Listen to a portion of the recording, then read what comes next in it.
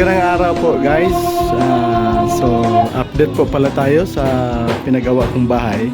So kung nakita nyo sa mga video ko, so yung dati sa May month of June. So ito na po yun guys, yung pinagawa ko guys. Hindi pa siya natapos pero medyo nagka-itsura na guys. So yan yung ano ko guys. So ayan guys, so yung bintana dito naka-glass na po guys. Hayag rin siya na. So yan guys, pagkatapos so dito sa labas to may mga bulaklak na nilagay dito. So dito po yan, nalagyan ko na rin ng mga bulaklak. So ayan guys, ayun yung ano. So wala pa tayong hagdanan. Sa second floor, hindi pa tapos yung second floor. Pero titirhan na po yun. Tinitirhan na po namin yung ano, yung sa ano, sa first floor po. So dito po guys, so ayan, pintuan natin. Pasok tayo sa loob guys. So ito yung sa loob. So yan. Yun yung couch namin. Yan guys. So kailangan po natin para masyadong so yan. Guys, yun yung sa loob. Yun yung sa loob guys. Saka yung sa ceiling namin. Sa ceiling namin dito sa may sala. May apat yan na ano, may apat yan na ilaw. Tapos may coblight pa yan dyan sa gilid. Tapos naka-coblight yan sa dyan sa itaas. Sa center po. Tsaka yung plano ko dyan, lalagyan ko rin yan ng ceiling fan. Yung remote control ng ceiling fan. So ayan. So yun guys, ito yung sala namin.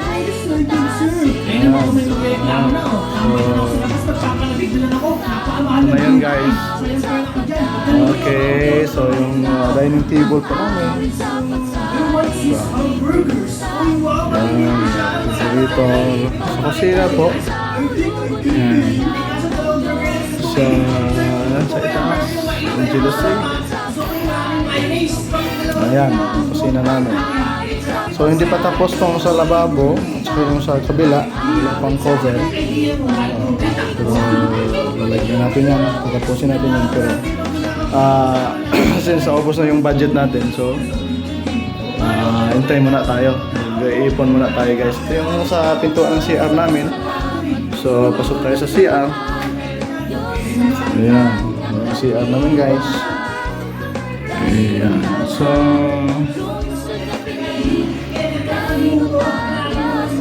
ayan. So ayan guys.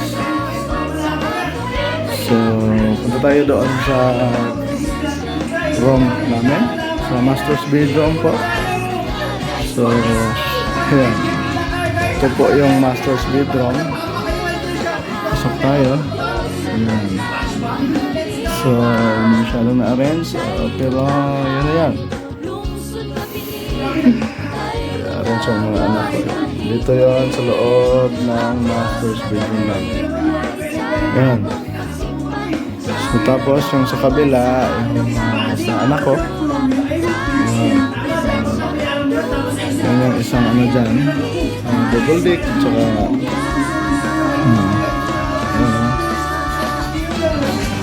so ayan guys. Okay, so ito yung lahat guys, nangyayari dito.